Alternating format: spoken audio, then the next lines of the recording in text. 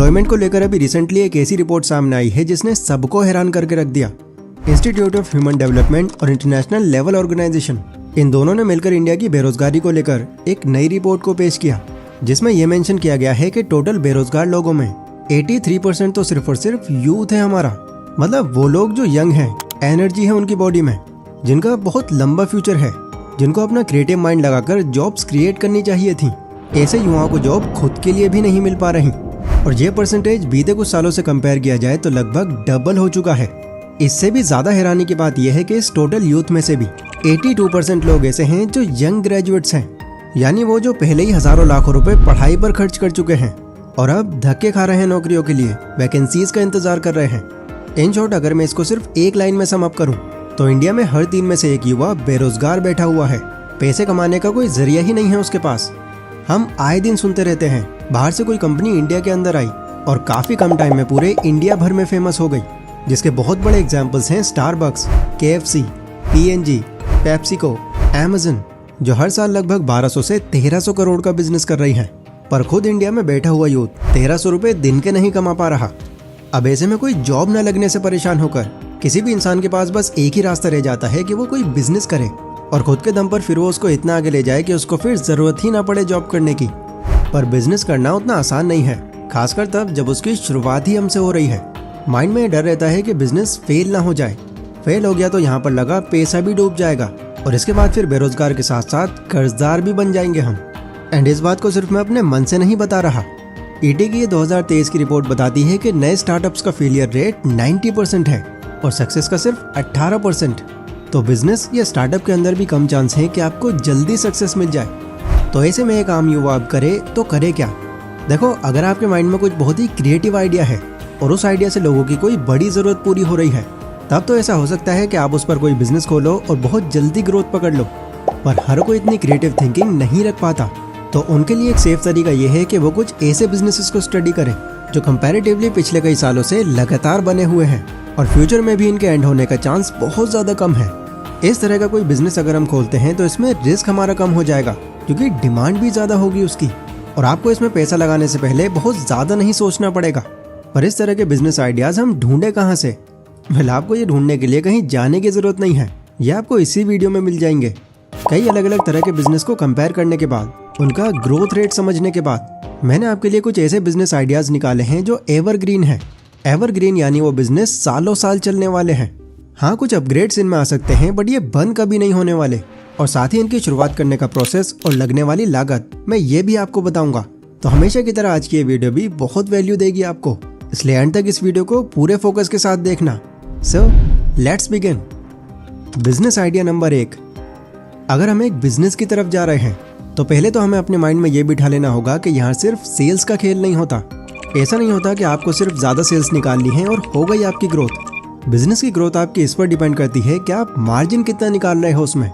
अगर आपकी सेल्स अच्छी हो रही है बट मार्जिन बहुत कम है तो इसको एक लेवल तक पहुंचाने में सालों लग जाएंगे आपको, बट इतना स्लोली तो आगे हम इसको नहीं ले जाना चाहते। तो ऐसे में बेकरी एक ऐसा बिजनेस है जिसे आप कंसिडर कर सकते हो, क्योंकि इस बिजनेस का मार्जिन रेट 30 से 40% है, जो कंपैरेटिवली काफी ज्यादा है और ये बिजनेस 12% की ग्रोथ से हर साल बढ़ रहा है।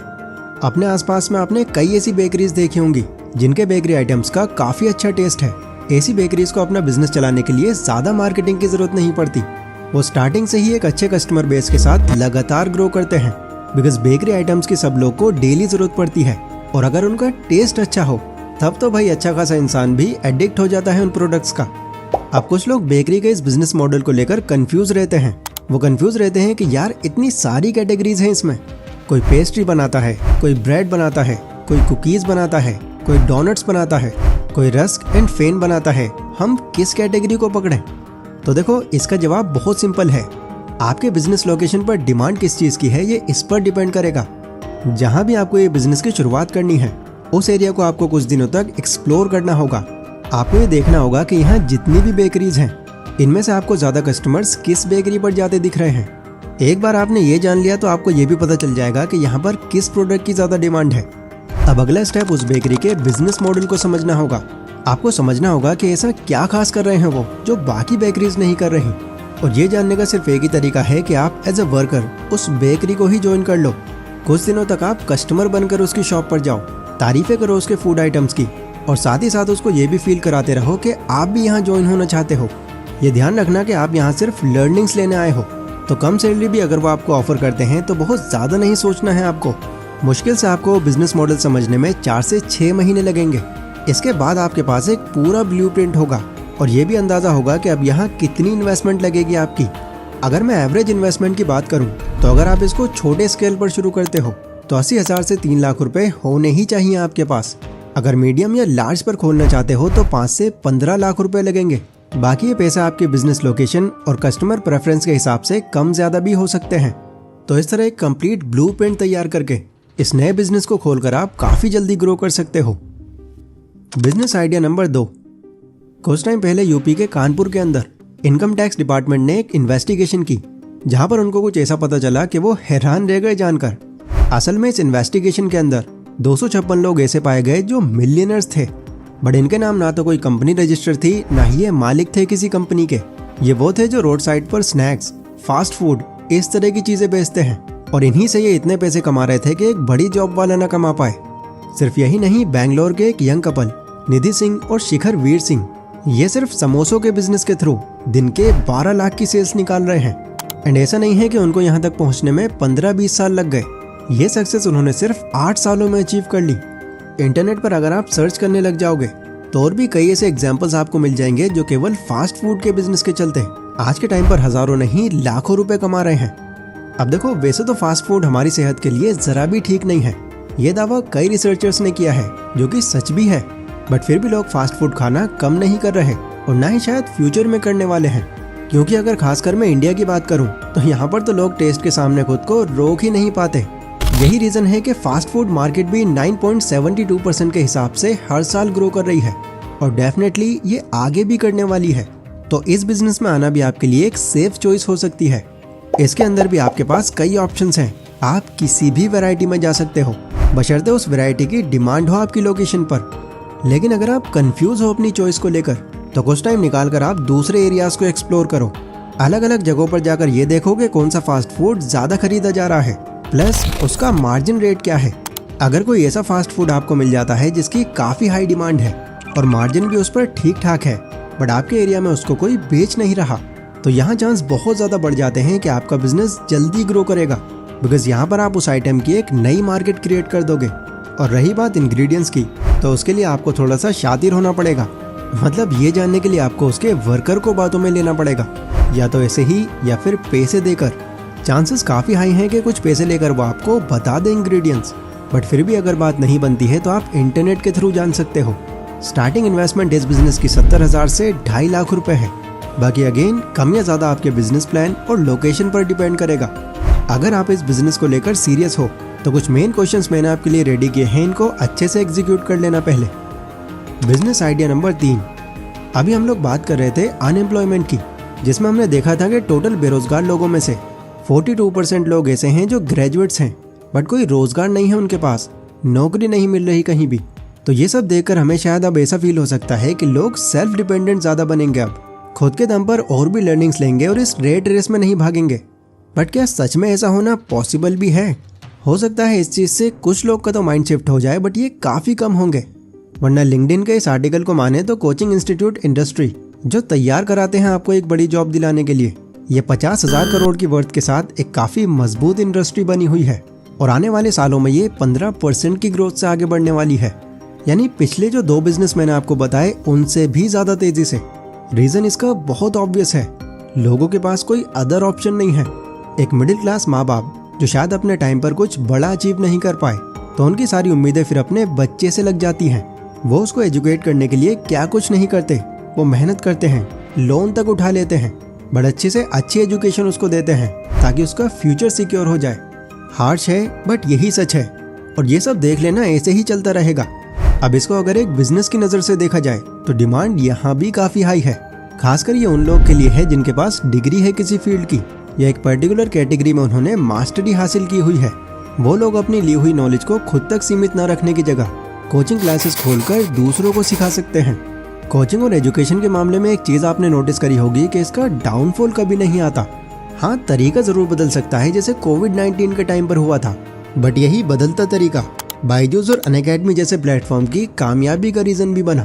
तो ओवरऑल आप ये समझ सकते हो कि ये एक सेफ बिजनेस है आपके लिए। लेकिन एक ड्रॉबैक यहाँ पर यह है कि यहाँ पर कंपटीशन भी एक बड़े लेवल पर है। हर कैटेगरी, हर सब्जेक्ट में टीचर्स भरे पड़े हैं। कुछ ऑफलाइन हैं, कुछ ऑनलाइन हैं, तो कुछ दोनों जगहों पर हैं। और यही आपके बिजनेस के अंदर एक सबसे बड़ा चैलेंज बनेगा। मैक्सिमम स्टूडेंट्स कहीं भी ज्वाइन करने से पहले बैकग्राउंड चेक करते हैं टीचर का। वो इस सवाल का सीधा जवाब चाहते हैं कि वो आपको ही क्यों ज्वाइन करें, ऐसा क्या खास है आपके टीचिंग के तरीके में। तो इसके लिए पहले तो आपको अपनी एक रेपुटेशन बनानी होगी। अपनी यूनिक टीचिंग के थ्रू उनको ये भरोसा दिलाना होगा कि आप ही उनके लिए सही चॉइस हो। लेकिन अगर आप ये सारा प्रोसेस खुद पूरा नहीं करना चाहते तो आप किसी ऐसे टीचर को हायर भी कर सकते हो जो ऑलरेडी फेमस है स्टूडेंट्स में। ऐसे में कई लोग को जानता हूँ जो खुद से टीचिंग नहीं करते, बल्कि वो कुछ नॉन टीचर्स को हायर कर लेते हैं और सक्सेसफुली ये बिजनेस रन करते हैं। और स्टूडेंट्स भी वर्ड ऑफ माउथ के थ्रू उनकी खुद ही मार्केटिंग करते रहते हैं। बात करूँ इन्वेस्टमेंट की, तो इन्वेस्टमेंट इसमें आपको एक स्पेस लेने की लगेगी जो कि आप रेंट पर भी ले सकते हो। एंड अगर आप टीचिंग किसी और से करवाते हो तो एटलीस्ट उसकी 4 से 5 महीने की सैलरी पहले ही अलग रखनी होगी आपको, बिकॉज इतना टाइम तो एक कोचिंग सेंटर को जमने में लग ही जाता है। अगर आपका ये बिजनेस चल पड़ता है तो अपनी इस कोचिंग की और भी कई ब्रांचेस निकाल कर आप एक बड़े लेवल पर स्केल कर सकते हो इसको। Business idea number 4। देखो, बिजनेस की इस जर्नी में हमेशा हार्ड वर्क से काम नहीं चलने वाला। ज़्यादा जल्दी ग्रो होने के लिए आपको स्मार्ट वर्क का सहारा लेना पड़ता है। जैसे पहले के टाइम पर आप देखते होंगे कुछ इस तरह के रिक्शे चला करते थे जिसमें ड्राइवर्स को बहुत मेहनत करके पेडल के थ्रू उस रिक्शे को मूव करना पड़ता था। और उसके अंदर भी वो ज़्यादा पैसे नहीं कमा पाता था क्योंकि सवारी के बैठने के लिए सिर्फ 2 ही सीट्स थी उसमें।